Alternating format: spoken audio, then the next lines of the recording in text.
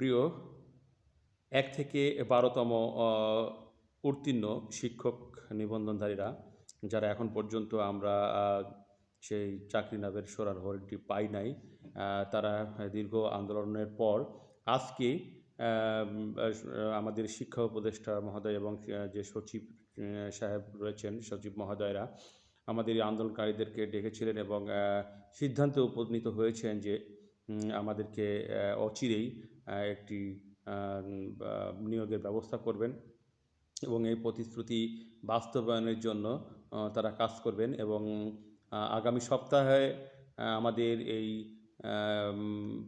আগামী সপ্তাহে একটা ভালো কিছু আসতে পারে, না হলে তার পরের সপ্তাহতে আমরা আশা করছি যে আমাদের জন্য একটি ভালো সুখবর বয়ে নিয়ে আসবে।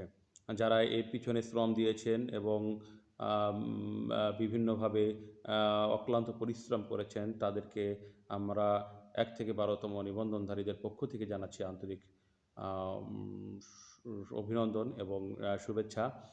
তার সাথে বলতে চাচ্ছি যে যারা এখনও এত আন্দোলন, এত কষ্ট, ত্যাগ তিতিক্ষার ফলেও যারা এখন পর্যন্ত আপনারা এই সকল যারা আন্দোলনকারী রয়েছেন তাদেরকে সহযোগিতা করেন নাই, কিংবা তাদেরকে নিয়ে অনেক ধরনের বিরূপ মন্তব্য করেছেন, এটি খুবই দুঃখজনক।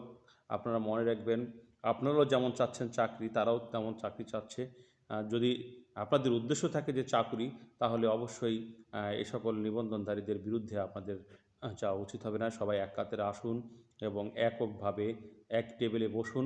বসার ফলে আলাপ আলোচনা করে ১ থেকে ১২তমদের যে পৃথক প্রজ্ঞাপন জারি রয়েছে, পৃথক বিজ্ঞপ্তি রয়েছে, নীতিমালা রয়েছে, এর আলোকে যাতে সবাই নিয়োগ পাই, এজন্য আমরা এক হই এবং এককভাবে প্রচেষ্টা চালাই। আমরা দুদিকে বিভক্ত না হয়ে আমরা এই উপদেষ্টা মহোদয়দেরকে এবং সচিব মহোদয়দেরকে বিভ্রান্তি না করি এবং আমাদের যতটুকু কাজ এগিয়েছে তার থেকেই আমরা আবার নতুনভাবে শুরু করি। তাই আমি একটি কথাই বলতে চাই যে আপনারা যদি এই মুহূর্তে যদি একত্রতা বোধ করেন, তাহলে আমার মনে হয় আমাদের এই কাজগুলো আরও সহজ হবে।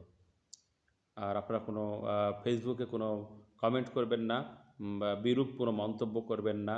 এই যে অক্লান্ত পরিশ্রম, ত্যাগ, তিতিক্ষা, অত্যাচার, নির্যাতনের মধ্যে দিয়ে যে আমাদের এই নিবন্ধনধারীরা আজকে একটি আশার মুখ দেখতে পেয়েছে, এটি যাতে অব্যাহত থাকে এবং আমরা আশা করছি যে ১০০-তে ১০০ আমাদের সফল হব।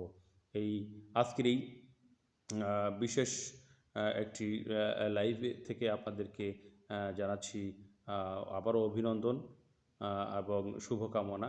আপনারা অচিরেই আপনাদের নিয়োগ পান এবং সুপারিশ পান, এই আশা ব্যক্ত করেই আজকের মতো এখানে শেষ করছি। খোদা হাফেজ।